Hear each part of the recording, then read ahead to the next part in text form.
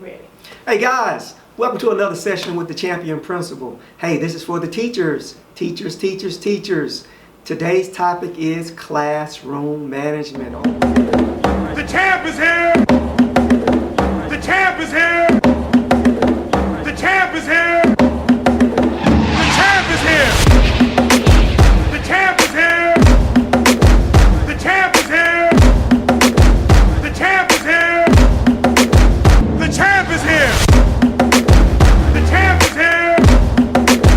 The champ is here! The champ is here!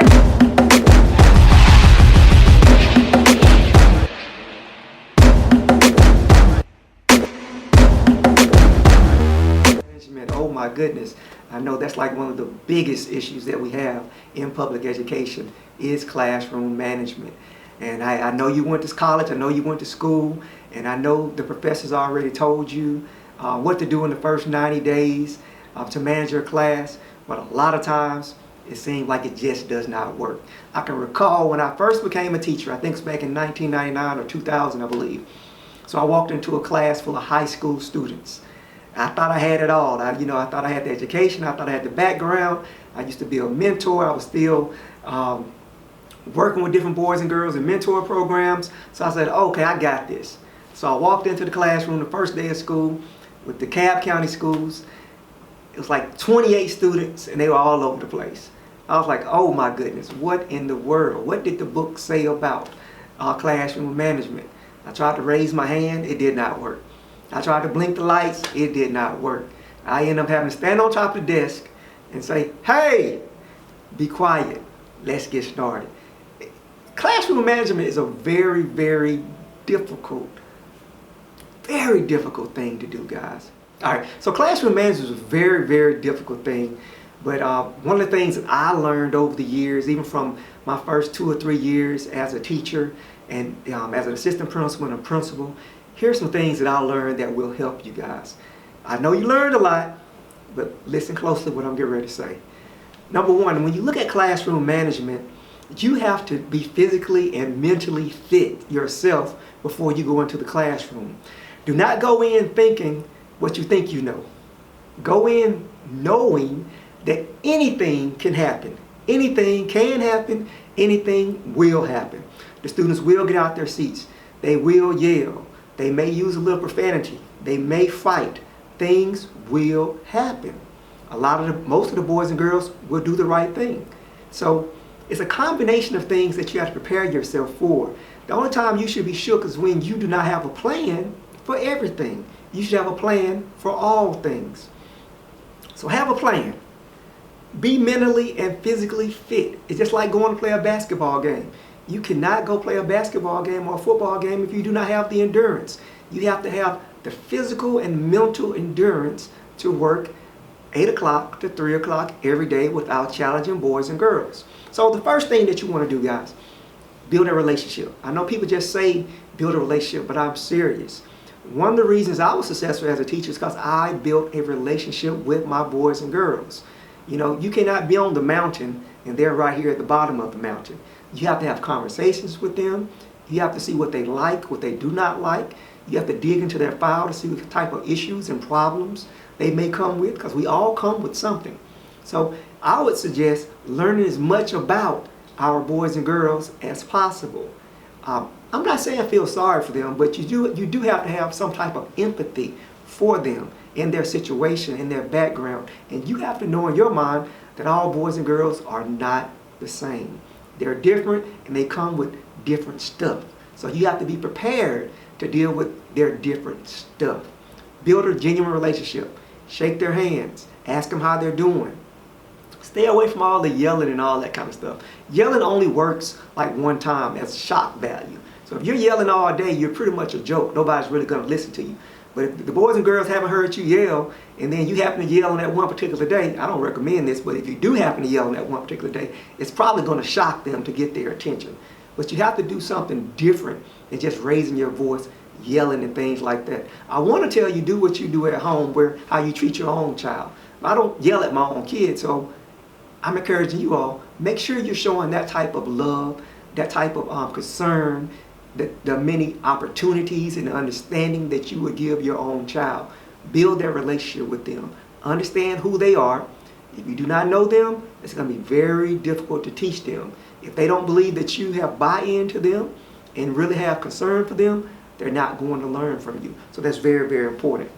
Next, have a plan. Plan for everything, all things. One thing I learned as a teacher is that I just kind of acted out. I know people thought I was crazy, so when I was at home, I used to act out my lesson for the day. So number one, you can't wing it.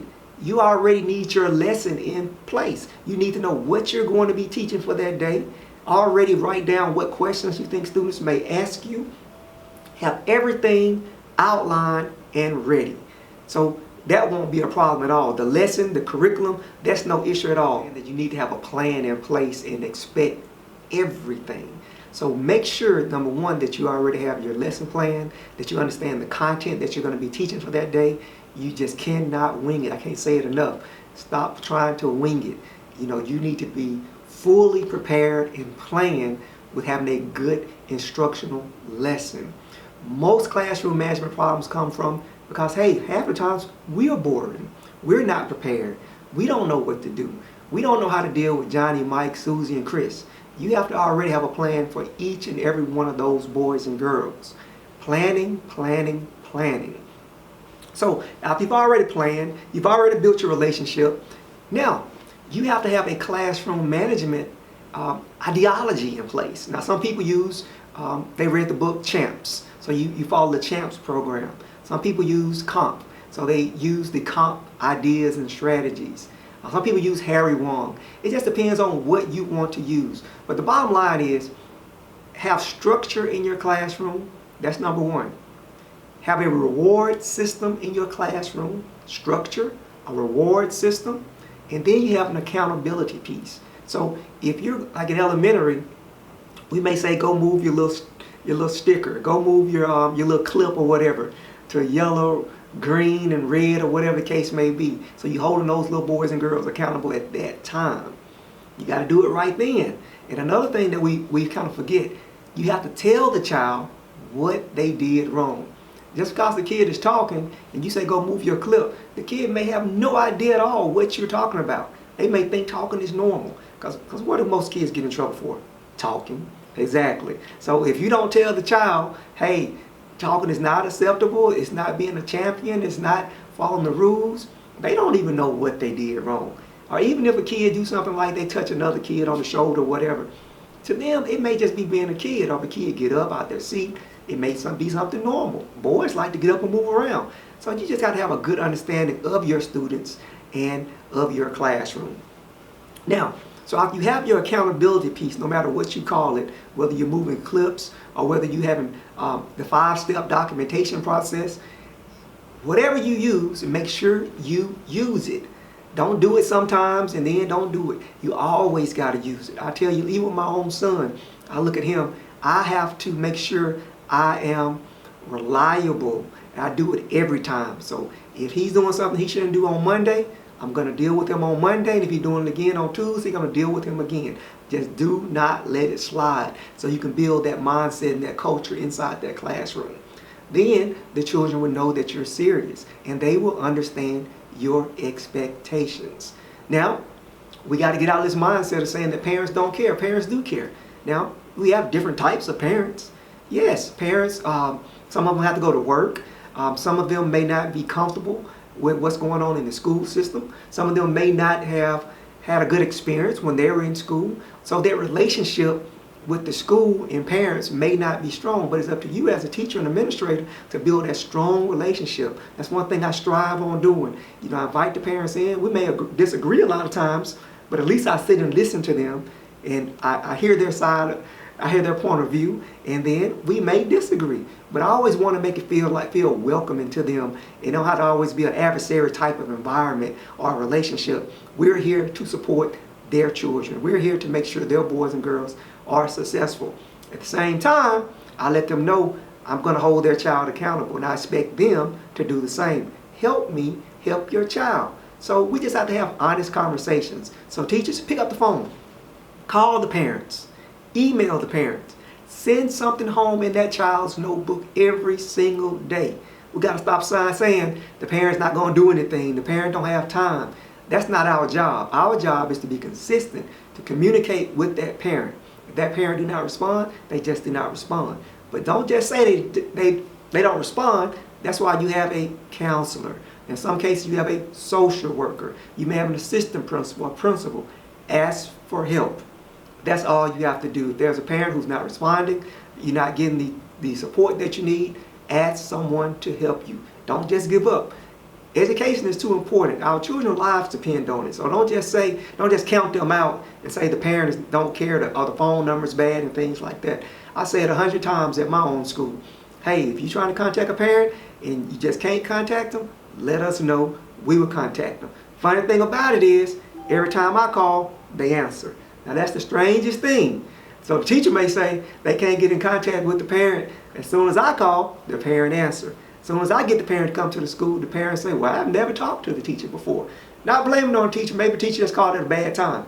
I tend to call at 5 or 6 o'clock in the evening time when I have a chance. So maybe that's it. So we may have to look and see what time we're calling these parents. Call the parents. Build a relationship with the parent. Communicate with the parent. Even when you invite the parents to your classroom, you guys need to sit at a desk close by. You don't need a lot of things in between you.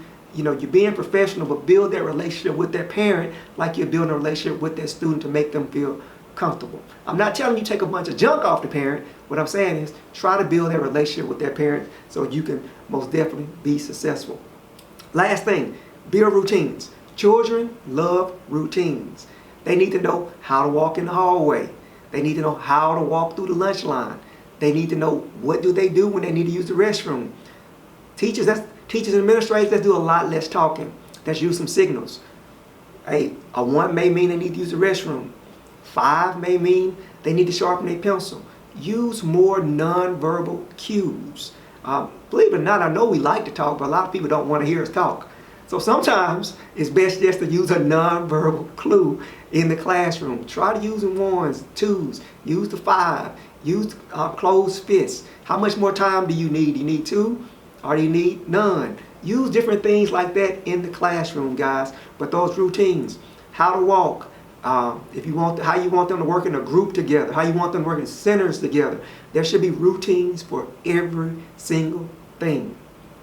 Combine all those things together, I guarantee you'll be a little bit more successful in the classroom. But it's up to you. It's up to you. Just like you manage your own child, you got to manage students in a similar way. But you have to be more creative. Wishing you all well. Good luck.